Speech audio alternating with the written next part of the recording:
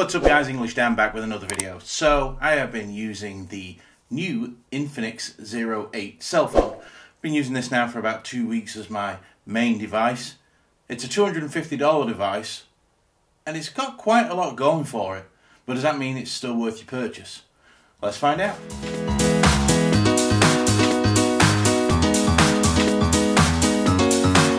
Welcome back guys. So yeah, this is, it's kind of cool, but this is the Infinix 08. This is a $250-ish cell phone, around there, depending on where you are in the world, and it offers quite a lot. You know, at 250 bucks, you're getting a 90 Hz refresh rate, you're getting 8 gig of RAM, 128 gig of storage, you've got 6 cameras on this thing. Yeah, 6 cameras.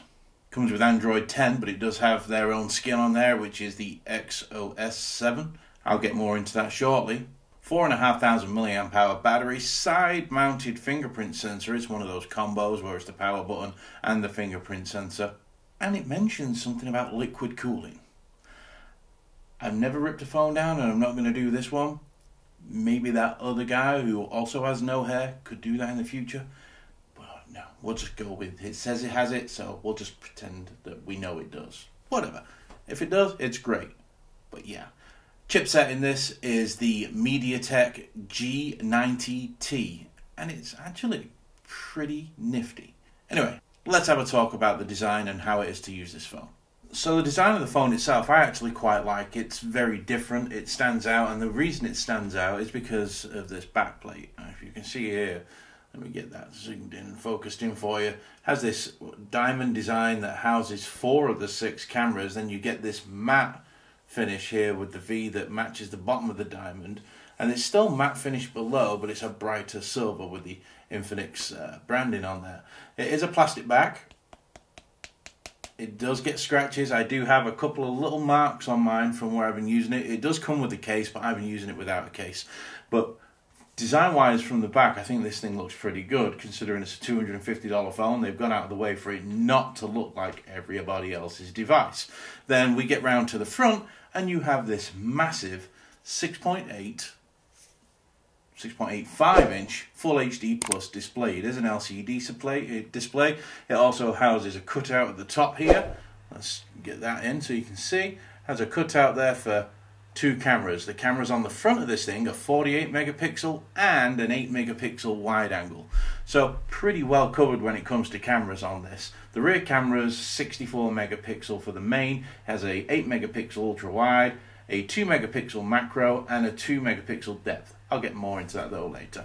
So yeah, the screen on this isn't bad either. It's definitely nice because it's got a higher refresh rate. It's a 90 Hz refresh rate phone and it does zip along quite well. You know, that Helio does work nice with the 90 Hz. So at $250 to get a high refresh rate phone, pretty damn good.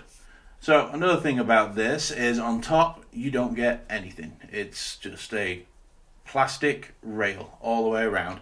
Now I say it's plastic, but it is coated to look chrome like, so it has that chrome like finish, but it definitely is plastic. On this side you get your SIM slot. On the bottom you get single downward firing speaker, USB-C, there's a mic there, and a 3.5mm headphone jack. So it comes nicely equipped, especially with the USB-C and the 3.5mm. This is a gaming phone. They're pushing it as a gaming phone, and I'll go over some gaming shortly with you. But if you're using a phone for gaming, you want wired sound. Bluetooth does have lag, unfortunately, and things like that. So I'm glad they went with a 3.5mm headphone jack. And then on this side is your buttons, let's say. Volume button, volume up and down, nice and clicky, not like sloppy or anything like that. And then this is your combo power button with the fingerprint sensor, and I'll show you it's quite quick, the actual fingerprint sensor on this. So let's turn that off. See, very fast. Very impressed with it. So yeah, design wise, I quite like the look of this. It's not the premium materials that you're looking to get on a $1,000 flagship, but neither should you expect it to be at a quarter of the price. At around 250 bucks, I think this thing looks really, really good. And you, like I say, you do get a decent LCD display. I'll get more onto the display shortly. So like I said, it does come with Android 10, and it does come with Infinix's own skin on top. I have a theme on mine right now. I think it's called Raindrop, and that's what gives me the round icons and everything. It is one that you can get from their theme store. But yeah, it gives you the round icons. It's not as garish. I actually don't mind this at all. One thing I'm not a fan of though, you see all this up here? Instant apps. It has a lot of app ads and it comes with a ton of bloatware. Absolutely loaded with bloat. I haven't seen this much bloat since I owned a Verizon or AT&T phone about 5 years ago, because they used to come with all kinds of stuff, and it does come with a mixture of regular apps and games, but still, it really is. It's more bloated than me after 4 Big Macs. It's pretty bloated. Most of the apps and that you don't want can be uninstalled, but a couple of things that can't be uninstalled are the 2 extra games stores you get on here, the app stores. One's AHA Games, the other one is Palm. They're third-party app stores. I am not big on third-party app stores, so I didn't delve into them on this. Google Play Store is fine for me. I know it's safe, or safer anyway. I'm not saying that the others aren't safe, but it's just not something that I would deal with. So that's up to you. But at least you have choice of different app stores to venture into, if that's your kind of thing. Another thing I've not really liked when it comes to the software on this is when you're in the app drawer. So, yeah, great, all your apps are there, but they're in alphabetical order, and I can't find how to change. So it just becomes a regular, A to Z as such, instead of the way it's laid out. I just don't like this layout at all. I'm not used to it, so it takes me longer to find stuff in the app drawer. Sadly, that's a bit of a for me. But it goes fast. It's not like it stutters or anything once it's in the app drawer. So, yeah. Also, you can't get rid of this row where it's instant apps and more. It's kind of annoying. But, hey, it's what they went with. Some people are going to like it. Some people are not. I'm in the crowd that doesn't like having all these kind of advertisements thrown down into my face. I'm just not big on that. Another thing about the software is when you're in the settings here, it'll have this. It's not an advert, but it's telling you that my phone's ringing. Be right back. So as I was saying before, I was rudely interrupted by Adam Matlock, aka Tech Odyssey. It's not an advertisement as such, and you can hit the cross there. Let's see what happens. It just is telling you different things like ultra saving, power saving mode, enjoy game mode. It does have a game mode built into this. Social turbo, make voice recording possible. It's like little cards to give you tutorials. If I hit that, it's going to open up the ultra saving and whatever. It's there. I mean, it serves a purpose. There is the ultra power saving battery mode. It is pretty extensive. Does app lock, smart charge, but the problem is when you're in here, look, I've just got straight away. See, it just went away. That was an ad for a game. That to me is not cool. Just not cool. I'm not cool on ads popping up here, there, and everywhere. Hopefully they can change that. There's also a cross on here that you can X out of them, and it will go away. How long it'll go away for, I don't know. I'm not sure. It does give you information of the actual phone with Dolphin. It's actually called Dolphin version 7 that's on this right now. Let me get this, as you can see there. So that's about the device itself. And it is pretty well spec'd. Has your warranty card in there as well. Gives you the model number. It's the Infinix X687, Android 10. Yeah, dual SIM. It's got all kinds going for it, but the software is kind of, Could put another launcher on it, I suppose. But still, I think you're still going to get all the ads and that in the settings, which is unfortunate. So we were talking about cameras before, and I said this thing comes with 6 cameras.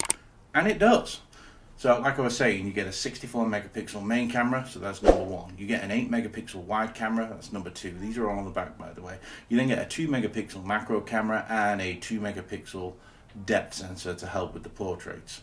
On the front, you get a 48 megapixel selfie and another 8 megapixel wide angle camera.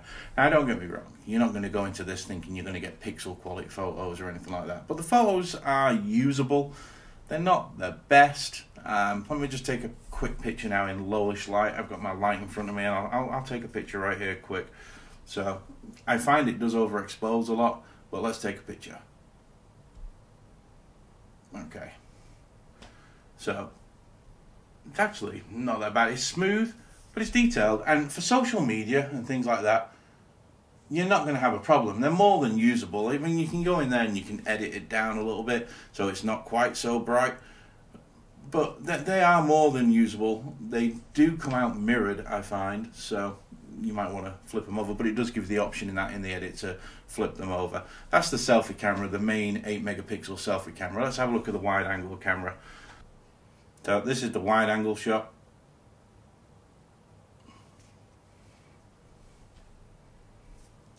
Obviously the quality isn't as good, but it is low light in here and it is doing its best to brighten up the picture.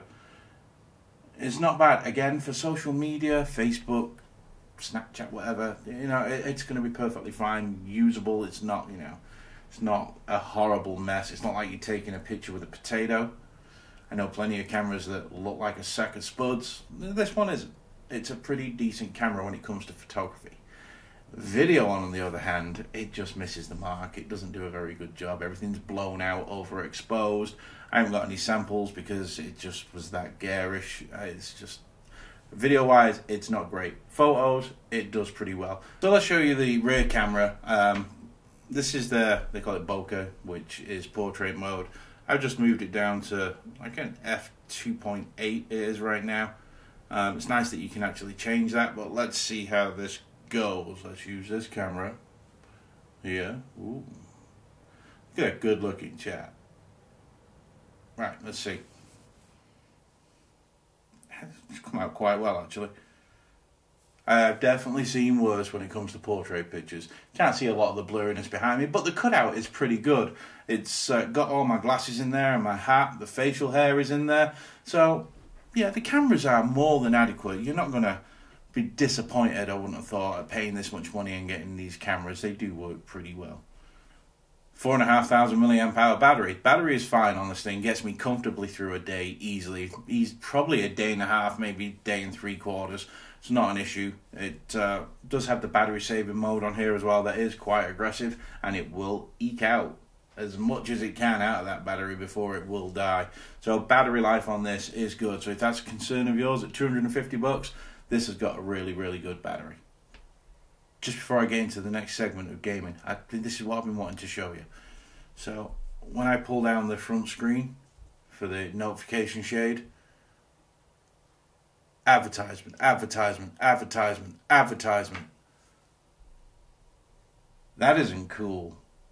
That really isn't cool, and I'm hoping Infinix don't think I'm being rude when I say this, but you need to take that out. You really do. That's just not cool. So, just wanted to give you a look at some of the bloatware that you do get on this phone. Let me see if I can get this to focus. There we go. So, it is on there. So, as you can see, there's a lot of apps on this device right now. And then you get these folders. So, XOS family. And then you get tools. These are all tools. Contacts, calculator, notepad, sound recorder, compass, CarCare, files, SIM toolkit, file manager, face unlock, DTS sound, FM radio, video player. Then you got your social networking, but then you have this other folder, translator, and then these games that are on there. It comes with all this plus more. Let me go back. City Racing is on there. Something called City Racing, Yo Party, Magic Line, X-Boy. X-Share, Boomplay, X-Club. There's just all kinds on this thing. There's your gallery, your theme, your Palm store. Then just way too much on this phone. Alright, so gaming on this. This is Asphalt 9. This is quite a graphically good game. Get the odd frame drop every now and then, but it's nothing like horrendous. It's not something you can't play, but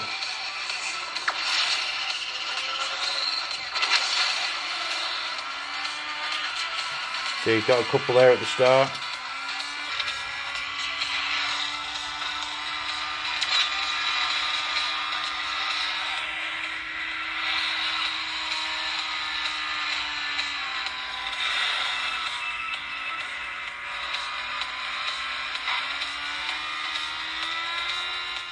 So, yeah, for gaming, as you can see, it does game. It can play games. It can play Call of Duty. I've played that on this. I just want to show you Asphalt Racing because that does show you some of the little stutters that it has every now and then.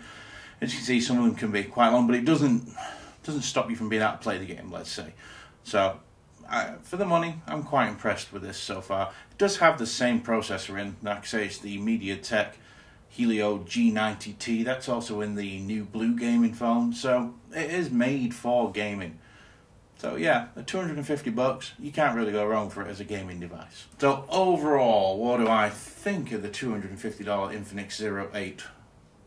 I think it's pretty good value, really. When you think you're getting 6 cameras, 64 megapixel, 8 megapixel wide angle, 2 megapixel macro, a 2 megapixel depth camera, which does help with the portraits. The cutouts do come out quite good. That's on the rear. And then you get a 48 megapixel camera for your front facing selfie camera, which is still quite detailed. And you do get an 8 megapixel wide camera.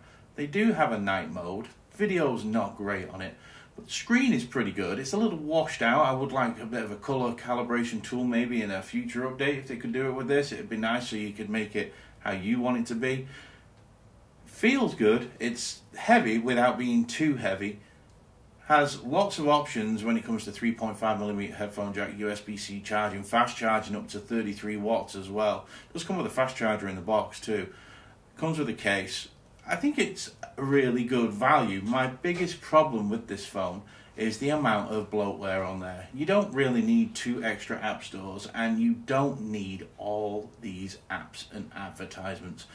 And that is the biggest downfall for me. If I went out and bought this and it was just like me using it and I wasn't like reviewing phones or anything like that, I think I'd be pretty upset that if I pulled down my notification shade, I had all those little adverts and advertisements, and it's not good. Maybe in other regions they appreciate that, but I know here in the United States, and me being from the UK, I'm not into that whatsoever. I don't like to have things thrown and rammed down my throat. It's just, that's the biggest disappointment for me. The other thing is there's no wireless charging, but hey, it's $250, and don't drop it in the water because there's no IP rating. Again, it's $250. They're things that don't matter to me. They may matter to you though, but obviously at this price, you have to have your expectations in check. So, yeah, is it a good purchase? Yeah.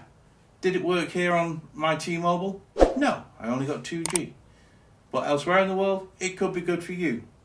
$250, it's worth it. Just remember, it's got some issues when it comes to the software. Alright guys, I'll catch you in the next one. Laters.